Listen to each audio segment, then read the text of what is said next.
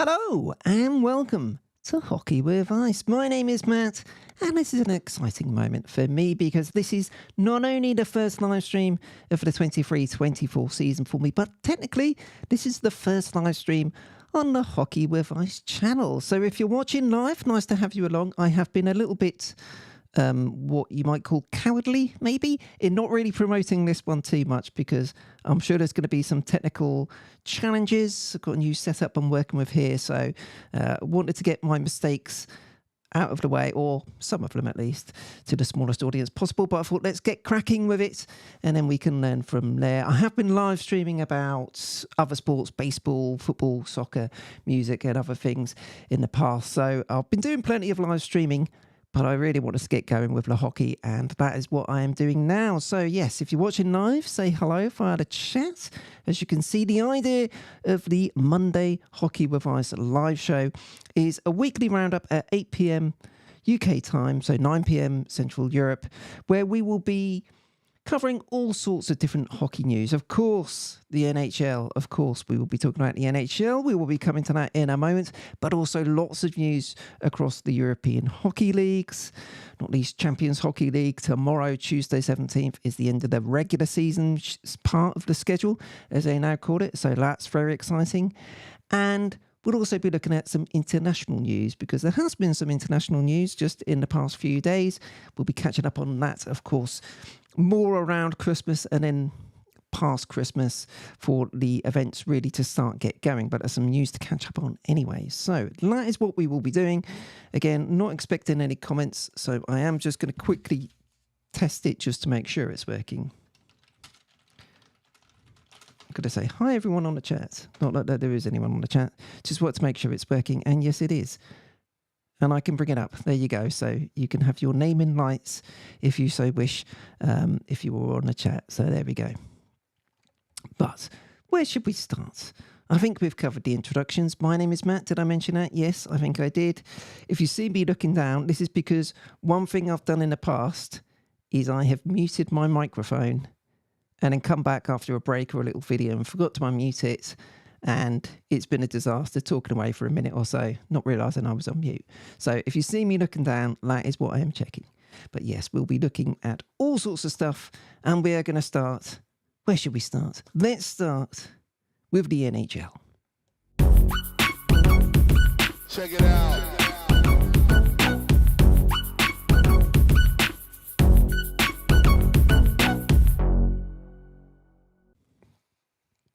So then, the NHL is underway for another season, and how exciting it is to have the NHL back with us. Most teams have played 2 games, a few have played 3. So much drama already in those games. Unfortunately for me, as you can see, Oilers fan, if you've seen every videos, the 2 reaction videos I've done for the Oilers games, who are my chosen NHL team, it has not started very well at all. But there we go. Let's take a look at some of the news. So NHL.com announced the 3 stars of the week just a couple of hours ago. No surprise here. In third place, Evgeny Malkin. Is it third place? I guess it's all 3 in one level, really, isn't it? Evergreen Evgeny started the season really well with the Pittsburgh Penguins. Elias Pettersson, unfortunately, has started the season really well with the Canucks, mainly at the expense of Edmonton. And wow, you can't get hotter right now than Auston Matthews. Put Brock Besser to one side because he did against the Oilers. Auston Matthews, what a start he has made to the season. A hat-trick in the Maple Leafs opener against the Montreal Canadiens, and Len, another hat-trick against the Minnesota Wild. So, the guys, the NHL stat guys, have put together some information that I can bring you now, because Auston Matthews, having recorded hat-tricks in the first 2 games to start the season, that's only the 5th time in NHL history that has happened. Last person to do it, surprise, surprise, Alex Ovechkin in 2017-2018. It's the 9th hat-trick of Auston Matthews' career. What you also won't be surprised to find out is that nobody has done 3 hat-tricks on the road to start a season, and that is what Auston Matthews is going for tonight against the Chicago Blackhawks. It's long odds, I would say, but wouldn't that be something special for him to do? Of course, Austin Matthews signed a new contract with the Toronto Maple Leafs just in August, a 4-year deal worth $53 million. That will make him, when it kicks in, the highest average annual value contracts in the NHL. So not this season, the season after that. So he is under contract until the end of the 27-28 season. Started really well, and you expect him to have a great season. Can he power the Toronto Maple Leafs all the way for the first time since, 1967? The last time the Maple Leafs, I shouldn't have mentioned that. Apologies, Maple Leafs. Maple Leafs fans, let's concentrate on the positives in Austin Matthews.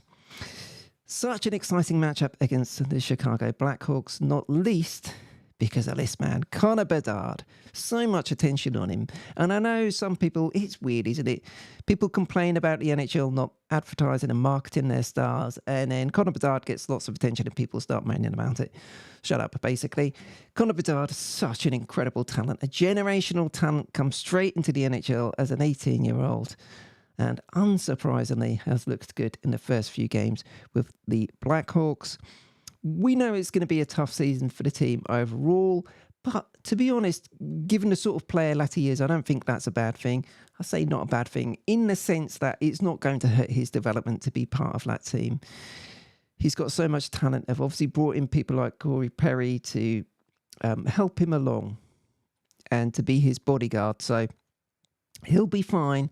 He'll be learning on the job, but he has started really well. NHL Stats says he can become the first Blackhawks player since Jonathan Toews in 07-08 to get a point in each of his first 4 NHL games if he does it tonight. Apparently the last time a number 1 pick with any team accomplished that feat was 05-06, Sidney Crosby and Alex Ovechkin. So that is the type of rarefied air that he is playing in. He has all of the potential in the world, and it is exciting for Chicago to have him in the team.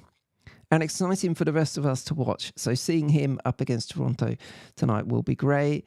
I didn't see it, but apparently I saw on Twitter or X, what we're supposed to call it now, that some people in Montreal were booing him. I guess that's just goes with the territory nowadays, doesn't it? But give yourself a shake is what I'd say. Enjoy the man. Talking about crowd reactions. So Saturday, we have the early games on Saturday. Normally UK time, 1 at 6 o'clock, 1 at 9 o'clock on a Saturday. So we actually get some nice European-friendly start times. The first one of the season came at 6 o'clock on Saturday, and that was the Ottawa Senators hosting the Philadelphia Flyers. And a great win for Ottawa in that one. The main kind of off-ice news really was the new owner in the stands, lording it up and loving all the attention.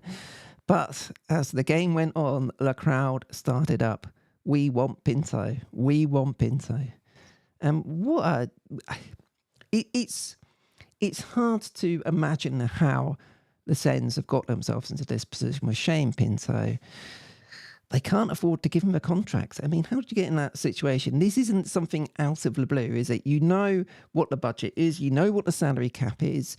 You know you've got to sign him for a deal, and it's probably going to be in the 2.5 million range. You got to leave yourself the cap space to get it done, and they didn't. So Shane Pinto, really good young player, very important player for the team, beloved by his teammates and his fans, is currently sat at home training, trying to do whatever, because they can't give him a contract because they don't have the cap space. Ridiculous situation for a NHL team to get themselves in. I know plenty of teams, pretty much every team is up against it with the cap, or any team that's really trying to compete this year is up against it with a cap because of the flat cap situation where it hasn't really gone up, or it's only gone up by $1 million in the recent years as the players pay back their money from the COVID period. But yeah, crazy. So looking at the latest news on all of that, there are a couple of players. Matthew Joseph, who's got a $3 million cap hit. He is popping up on the rumour mills. Apparently that's according to Pro Hockey Rumours. Eric Brandstrom as well. The problem they've got is that because every other team is up against it with the cap, there aren't really many other teams that are willing to swing a trade to take on the money to create space for the Sens to put Shane Pinto on their roster. Looks like they're not looking to trade him. You would think if a trade was going to come and Pinto was going to move somewhere, that would have happened well before now. So they're just waiting for kind of the shoe to fall, I guess, really, the shoe to drop. We'll see. He's back in the United States, apparently continuous training. But for now, Shane Pinto is sat on the sidelines. And it's an embarrassing situation for the Senators, you have to say. So much good we've seen. Brady Tkachuk scoring twice in 2 games in a row. Tim Stützle, such an incredible player. The German, they've got so much going for them this season in particular. And they really didn't need this. This is amateur stuff, amateur hour by the Sens. They need to get that sorted soon. So Shane Pinto isn't on the ice, and unfortunately, it's that time of year, isn't it? Players struggling to get on the ice to start a season or even getting on the ice and then unfortunately stopping fairly quickly into the season. So could go on for quite a while on looking at various injuries, but 3 I've picked out in particular. The LA Kings have placed winger Victor Arvidsson on the long-term injured reserve list. He suffered a lower body injury at team practice. Originally was day-to-day, but he is now on LTIR. Definitely is going to miss the whole of October. We don't know how much longer it could be.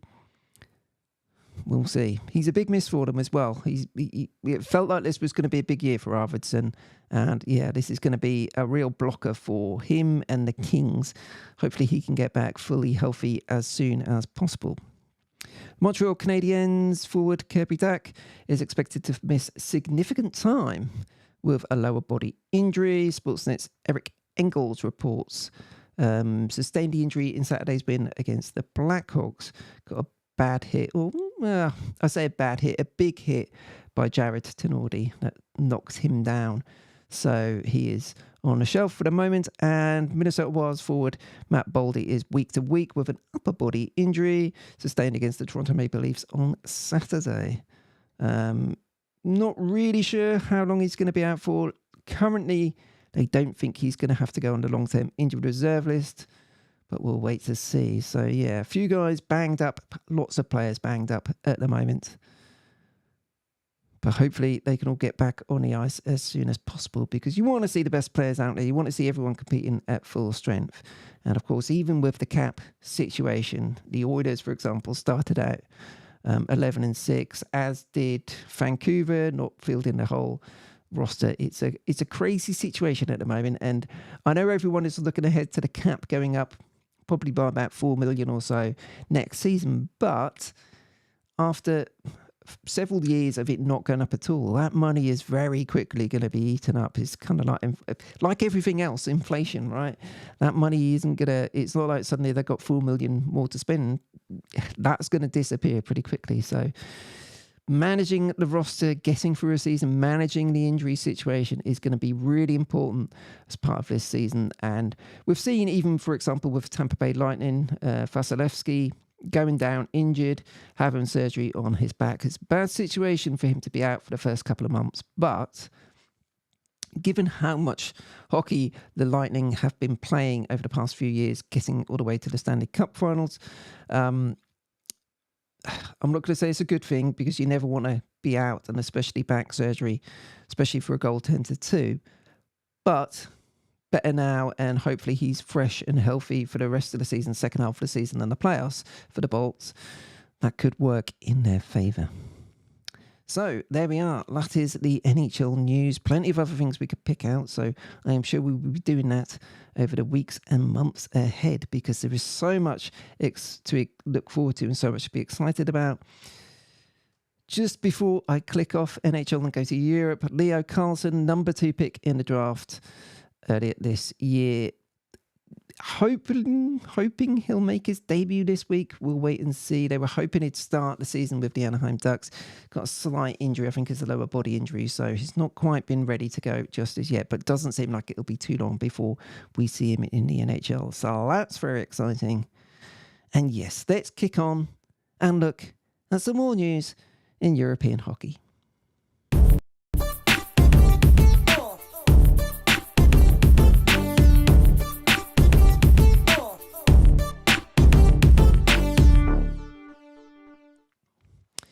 So, plenty to catch up on. As I mentioned, the European hockey season has been going for a good month or so already. And Champions Hockey League was the first thing really to kick off. And it's slightly strange to be in the situation of the Champions Hockey League starting before teams have really got up and running. But that's just the way the schedule has worked this year. But yeah, it's been really great stuff in the Champions Hockey League. As I mentioned earlier, it's coming to a head tomorrow. So we will get onto that in a moment. But let's start in the SHL, shall we? The Swedish Hockey League. Plenty going on here. Now, hockeywithice.uk is my blog. And if you have been following that, then I think it was Friday, I wrote a blog post catching up on some of the latest news in the Swedish Hockey League. And the big news that night was the day before Thursday evening shock. Färjestad, top of the league, facing bottom of the league, Oskarshamn. Top versus bottom. The bottom came out on top. Crazy situation, but that's what happens in hockey. Oskarshamn won 2-1. In fairness to Färjestad, they had played on Tuesday night. Great win in Tampere against Ilves. They'd also played on a Saturday before that. So they've got lots of games at the moment. So maybe that was... It looked like, maybe Oskarshamn might have a chance if they catch them a bit kind of on the hop because they're playing so many games. But still, fantastic result for Oskarshamn. They were hoping get a incredible result there and then kick on again. Unfortunately, they weren't able to do that. They played Malmö on Saturday and lost 4-1. So Oskarshamn are rooted at the bottom there, you can see, on only 5 points. Meanwhile, Färjestad, yes, they suffered that blow of losing to Oskarshamn, but they recovered with a 4-2 win over Ragla on Saturday. Per Asland got 2 goals in that one, and Mikael Lindqvist also scored. He scored the goal against Oskarshamn, so goals in back-to-back games for him.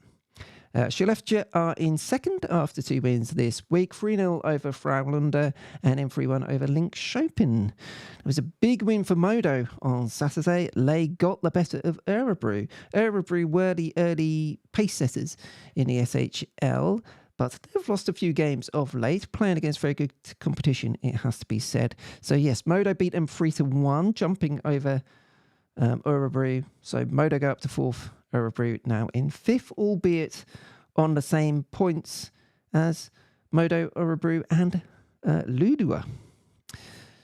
They are in 3rd place. Now, Luleå beat Modo 3-1 on Thursday, and then they tucked up the reigning SHL champions, Vakja Lakers, on the road 5-2 on Saturday. Oscar Eklund was their man in that one. He bagged a hat-trick, doubling his season tally of goals to 6. And as you can see on the slides there, Vakja in 10th on only 13 points. Now, they've got a couple of games on some of the teams above them, but they've been really out of sorts early on in the SHL season. They've lost 4 of the last 5 games in the SHL. Been much better in the Champions Hockey League, so there's no panic here, but so far 4 wins, 5 losses, 1 overtime loss. They're a team I think that could do with a bit of a reset, just getting a couple of good results and then kicking on from there, because, yeah, they seem to be a bit beaten up at the moment. And the good thing for them, of course, is that it's a long season. All they need to do is get to the playoffs and then they can rock and roll from there. But not going so well for them at the moment. Next up, we shall go to the Hockey Allsvenska, the second tier of Swedish hockey, and some news with some NHL relevance, because Jordy Ben, veteran of just over 600 NHL games, has signed for Brynäs. So the defenseman played 12 times actually for the Toronto Maple Leafs last year. He mainly was playing for the Toronto Marlies last season, but did play a bit in the NHL last year. But he has decided at 36 years of age, he fancies coming across to Europe and trying out hockey over here. So he has signed on with Brynäs. There are some quotes in the news article on their website. Of course, this is all in Swedish, so Google Translate is your friend. Take the quotes with a pinch of salt, but this is sort of what Jordy Ben said. His quote was, "I'm incredibly proud to have the chance to represent such a long-established association as Brynäs. And I also like the club's clear goal to get back to the SHL. That journey triggers me. Whether he actually said it triggers me, I suspect or not. That was probably Google Translate getting a bit confused there. But yes, Brynäs relegated from the SHL, trying to get back there. And Jordy Ben will be a really good addition for them. It's a 1-year contract, and he brings so much experience, so much know-how, so much leadership. So that could be very important for them. The Brynäs website notes that he'll join the team shortly. May take a bit of time to sort out all the paperwork, which is as per usual in any walk of life, right? Doing recruitment at work, completely unrelated to hockey, but yes, actually getting things signed and references done. I know you don't need references in hockey, but you know what I mean. Once you've made a decision to go ahead, it's not always as straightforward and as quick and simple as you would like to get the guy in the building, but he shall be there fairly soon, and that should be good news for Brynäs. They could do with some good news. Nybro Vikings top the league after beating Brynäs 4-1 at the weekend. Other results from the weekend: Björklöven are in second after thumping Kalmar 9-3. Canadian Miles Powell got a hat-trick in that one. That puts him joint top of the player stats with 12 total points in the league. That's from 8 games. And Powell's an interesting guy because he was in the SHL with Oskarshamn last season. He'd done well in the second tier in previous couple of seasons to that. So he had a season in the SHL last year. He's come back to the second tier now and has started the season very well. And another guy who started the season well, defenseman Eric Flood, who plays for, I can never remember how you pronounce this one, Västerås. They beat AIK 8-3, and Eric Flood, the defenseman, got 5 assists in that game. So the Eric Flood flooding the ice with assists in that one.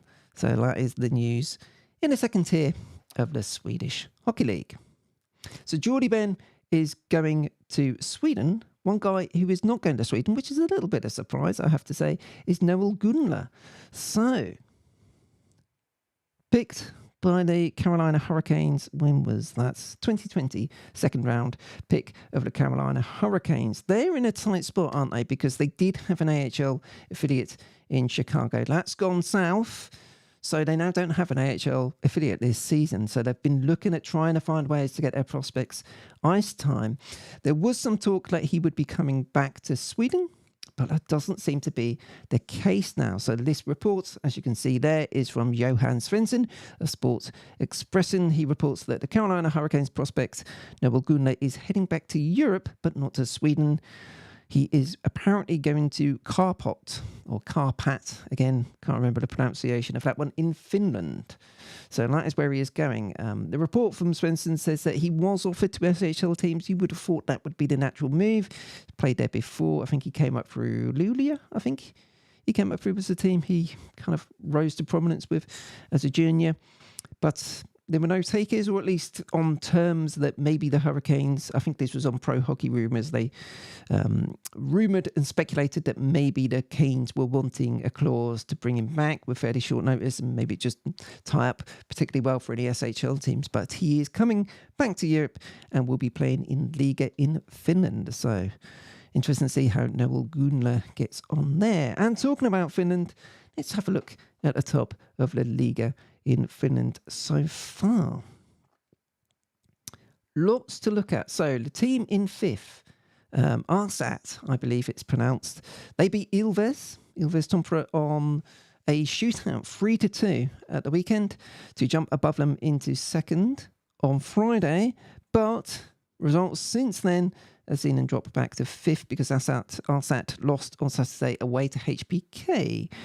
Canadian Danik Martel got all 3 goals in a 3-1 win for HBK. So Arsat are now down to fifth, 23 points from their 13 games. Ilves also on 23 points. They took 2 shootout defeats this week and also got that I was going to say crushing defeat, not really a crushing defeat, but a disappointing defeat at the last against Färjestad in the Champions Hockey League on Tuesday. They then lost in a shootout to Arsat, and then they lost in a shootout to Saipai, I think it is, SAIPA. Interesting thing there, though, Seattle's prospect, Yanni Neumann, scored for Ilves in both games. So he's showing some good form in front of net at the moment. Luka Rama are up to second. They've played 14 games to Tupper's 12. They lost 3-1 at home against JYP on Friday, but bounced back on Saturday with a 4-0 away win against TPS. Interesting stuff there. Luka Rama, another team who are in Champions Hockey League action tomorrow. And finally, the team at the top, Tappara Tampere, the reigning champions. Not just reigning Liga champions, reigning CHL champions. They won on the road 3-2 against Sports and then got the better of Kuku at the Nokia Arena, courtesy of a 2-1 shootout win at the weekend. So they have a 6-point lead at the top of Liga. But there are interesting things afoot for Tappara Tampere because we move on to the Champions Hockey League. And this is where it gets interesting. So, Champions Hockey League, new format this year, top 16. So, each team plays 6 games in what they call the regular season, which finishes tomorrow. The top 16 teams all go through to the playoffs. And this is where it sits at the moment. So, 11 teams have qualified. They're in. They are secure in their playoff spot. But 5 spots still remain, and really there are 8 teams in the running. And the surprising one, let's be honest, is Tappara Tampere. They're currently outside the playoff spots, only 7 points from their 5 games so far. These are the reigning champions, again, don't forget. They're on the outside looking in. BLBN are ahead of them, so on same amount of points. Interesting thing there, though, is that those 2 teams, Tappara Tampere and BLBN, are playing against each other tomorrow. So the winner of that will go through. So Tappara Tampere, not a great situation for them to be in, but they know if they go there and they win, they will be in. And that's really all that matters at this time of the season. The team we do need to focus on, though, is the EIHL's own Belfast Giants. Wow, wow, wow. What a win they got last week. Absolutely incredible at the SSE Arena. Daniel Tedesco scored with 3 seconds left in overtime to beat Salzburg 1-0. And that gives Belfast a realistic chance of qualifying for the playoff section. Salzburg are just behind them. Unlikely they'll be able to get through, but we'll see. But Belfast are at the SSE Arena again this week, tomorrow night, against Dynamo Pardubice, and Dynamo are already qualified. So the way the system works now, every game is important in terms of points. So I don't think we should be expecting Dynamo Pardubice to put out a weakened team so much. But with the way the SSE Arena crowd, the Teal Army there in Belfast, get behind the team, Adam Keefe's team may be able to put it off. That would be incredible if they are able to do it. So that game here in the UK, I believe, will be broadcast on Fireplay here in the UK. But there we are. So Salzburg are home to Lahti Pelicans tomorrow. Rapperswil are away to Frakia. Vitkovic are away to Ingolstadt. Trinec are home to Aalborg. And to be honest, you would expect Trinec to win that one. So you suspect they'll go through. You would expect Tappara Tampere will go through. I definitely think Belfast have got a chance, and how exciting is that? So, yes, finishing up tomorrow in the Champions Hockey League regular season, and then it is a month then off before we get to the start of the round of 16 beginning on the 14th of November. That is the European hockey situation. We now move on to some international hockey news. Feeling.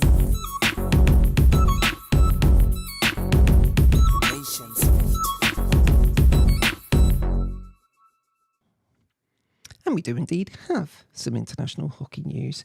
So exciting stuff ahead. A couple of announcements to focus on in this one, starting, I think it was Thursday last week, Friday the 13th. Always a tricky day to make an announcement, isn't it? Friday 13th, Team Canada announced their coaching staff for the juniors this coming season. And in the middle there, Alan Letang is coming back. He was the assistant coach. He is now going to be the head coach for the junior team. So, of course, Canada won the juniors, won the gold medal last year. Also, the under-18s won the gold medal last year in the Hlinka Gretzky Cup. So Leia going for it again. That's Alain Letang, Gilles Bouchard, Sean Clouston, I think it is, Scott Walker, Justin Poggy, and James Emery. And also Brent Seabrook, who is a Stanley Cup winner, I think 3 times he won the Stanley Cup. He's part of the management group as well for Canada. So a strong coaching staff and a strong group of players. Yes, defending 2 gold medals there this winter, let's put it like that. And if we think about the schedule in international hockey, the first event, so the junior championships are going to be held in Gothenburg in Sweden for the 26th of December, so Boxing Day, to the 5th of January. The teams involved in that: Canada, Sweden, Finland, Germany, Latvia, Czech Republic, US, Slovakia, Switzerland, and Norway. And then the under-18s, again, that Canada won a gold medal in last year. That's later in the season, 25th of April. That one starts. Pretty much the same team is being held in Finland. So it's US, Slovakia, Finland, Latvia, Norway, Sweden, Canada, Switzerland, Czech Republic, and Kazakhstan are the team in place of Germany, comparing that to the under-20s and the under-18s. But exciting news here in Great Britain, because today GB announced the under-20 squad. And those games are actually the first ones that are coming up. So the first international events of the season start on either the 10th of December or the 11th of December. They're the under-20 Division Series games. So Division 1A, Division 1B, Division 2A. And Division 2A is the one being held in Dumfries in Scotland, where Great Britain are competing. So yes, they've announced the team today. Congratulations to everyone who made the roster. You can see that on icehockeyuk.co.uk. I've put it on the screen there. Don't know why I'm looking over there at that one. So yeah, congratulations to everyone who has made the team. Fantastic stuff. Martin Grubb, the head coach. And interesting, in the press release, they announced the details of the tickets. You can buy a week-long pass for that event for only 25 quid. And yes, children under the age of 16 go free with paying adults. So you can't ask for more than that, can you? Don't know what time. Is that just after the schools break up for Christmas? Possibly is. Imagine that. What a great start to your Christmas break. A whole week of ice hockey at the, I can't remember the name of the arena up there in Dumfries. But yes, fantastic stuff. So 25 quid for the week, 15 games. You can't ask for more than that. So if you're in the area, if you can get up there, what a fantastic week that could be. Cheering on Great Britain in the under-20 squad. And yes, lots of exciting international hockey to enjoy. So there we are. That is the live stream. What have we gone? A good half hour or so. That's pretty good going. Nothing too much in the way of technical snafus. I don't think I'll watch it back and see what I can improve on. And we'll work from there. But yes, it's been good to start it, get the ball rolling, get the puck gliding, I guess is the appropriate phrase to use here. So much to look forward to with the Champions Hockey League games coming tomorrow. And then, of course, plenty of NHL. The Oilers, who are the ones that I concentrate on, are playing tomorrow night. So early hours of Wednesday morning in Nashville. Desperately need a win there. So many exciting games to come. I was quickly looking at my board for the Saturday games, the early games, so 6 o'clock in the UK, 7 in Central Europe. I think it is. Let me quickly look. Yes, it's Detroit against Ottawa again. Tim Stutzler getting the attention as he should. And then the 9 o'clock game, or 10 o'clock in Central Europe, is Anaheim at Arizona. Wow. What if Leo Carlson is involved in that? Wouldn't that be great? So that's something to look forward to. That potential should be good. Okay, there we go. Thank you if you've been watching live. Thank you if you're watching on the recorded version. Again, we will be doing this every Monday, 8 p.m. here in the UK, 9 p.m. Central Europe time. So join in, come along, subscribe, hit the notification bell so you are alerted when we go live. Thank you again for watching. I'll see you very soon.